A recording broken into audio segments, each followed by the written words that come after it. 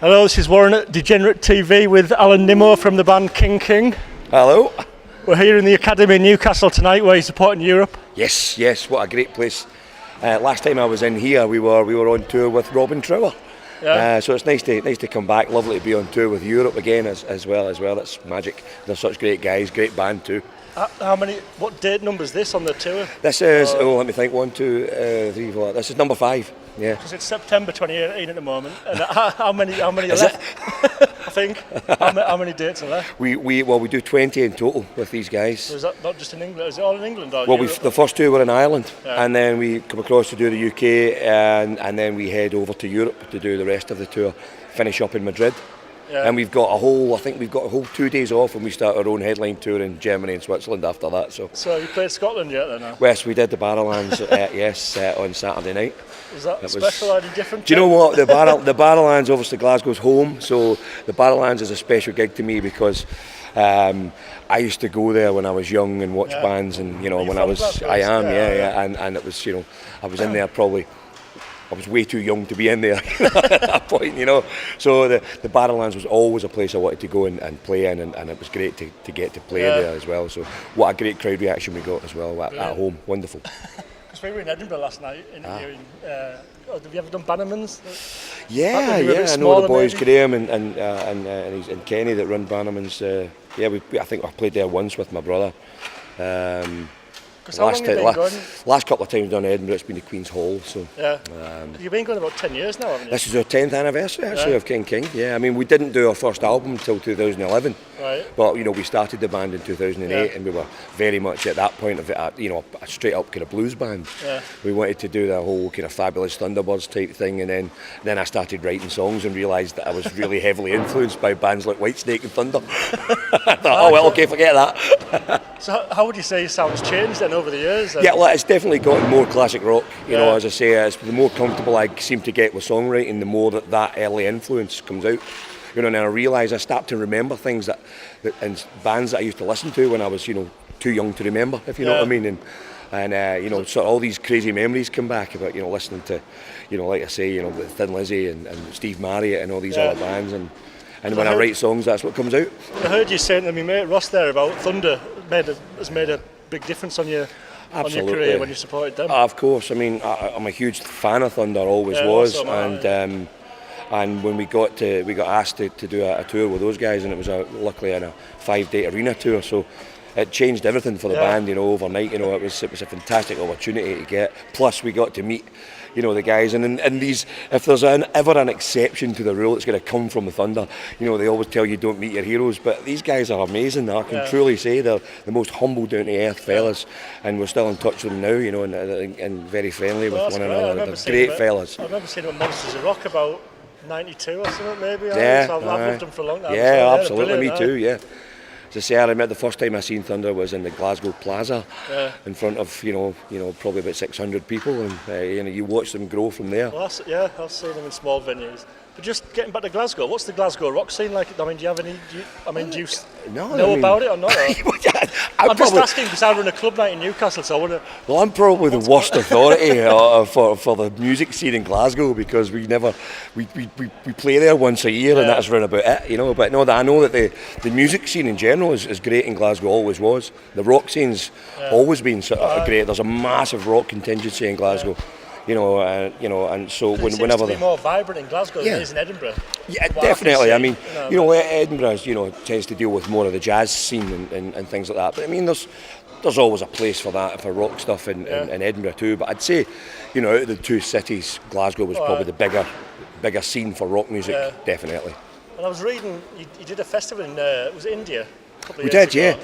How did that come about? Do you know what? What an amazing! Big in India, or? Oh, apparently so, because the Mahindra Blues Festival is what we played, and basically it's a guy who basically, he's a very wealthy fellow, we'll say that, and he makes the Indian equivalent to what would be over here the Ford Escort, or the Mondeo, it's a car company, and he's a lover of blues music in particular, a lover of music. And he puts on his festival every year, and it's the biggest, largest blues festival in Asia. It's huge. We were over there with Josh Stone and Keb Mo, guys. And it was a fantastic We were over there for a week. We played one show and it was like luxury accommodation. We got treated like royalty. Thunder. It was amazing. I didn't want to come home. I presume it was a big outdoor festival, was it? It was indoor. It was indoor in a huge arena over 2 stages. Right. Okay. Yeah, it was massive, and we got an invite to do that, and it was just like one of those things.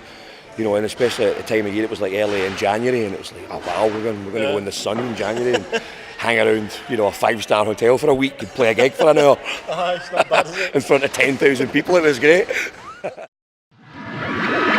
And now for a very quick promotional break. Cause you want so much, yeah, you got the disease. Because your halo's slipping, getting down on your knees. You're right all night, but it's only to tease. Because you don't stop waiting for a rock star. So much, yeah, you got the disease. Because your halo's slipping, getting down on your knees. You're right. And now, back to Warren. So what's the situation at the moment on the record front?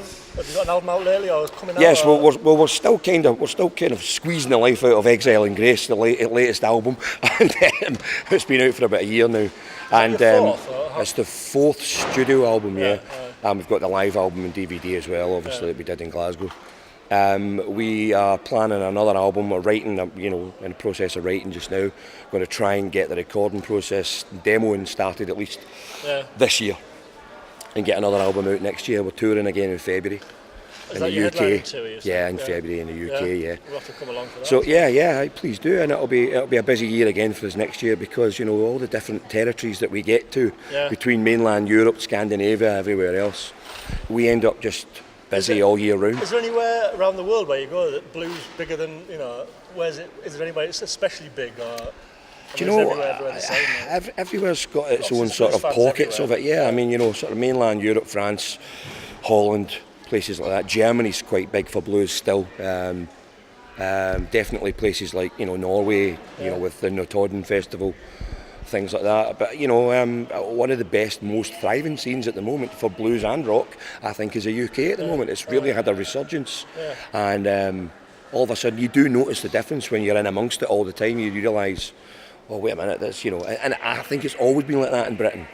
Music scene comes and goes. It thrives so well, then it maybe takes a little dip, and this has been happening since as far as I can remember. I remember in the 90s. You would see the blues scene be huge, and then it would disappear. And then it would come back again all of a sudden, and we were just chatting about that, about Gary Moore. I think guys like him, who I think single-handedly gave life again to British blues. And he was an awesome guitarist, rest in peace, man. He did a great job. He done then what Bonamassa does now for British blues, and I think it's a thriving scene, and the crowds that come to the venues, the thriving scene, the amount of bands that are around, I think that's just testament to all of that now. Have you done any shows in America then? We have done some shows in Canada. I've played in America.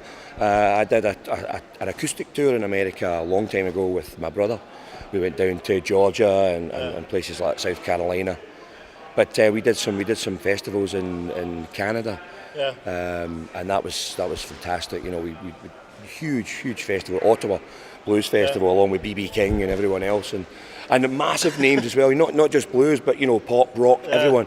It only seems to be the UK that categorises everyone and keeps them all separate from one another. Everywhere else you go, we've just played in Holland at Boss Pop, and you've got blues bands and you've got like massive pop artists or rock bands. It's all thrown into one, just as music, and that's the best. I want everywhere to be like that. Is there any of your own blues heroes? I'm guessing you've met a lot of them now. Is there anyone still to meet? You know what? I haven't been in a room chatting to Eric Clapton yet. That's it. That's my next one. That's my next one. I did meet Peter Green, but someone watching, go and tell Eric to come. Tell him to come along. Yeah, you can borrow a few guitars. All right, well that's great. Cheers, and we look forward to seeing the gig tonight. Pleasure. Thanks very much. Thanks, man. Cheers. Getting caught in the rush hour, you gotta know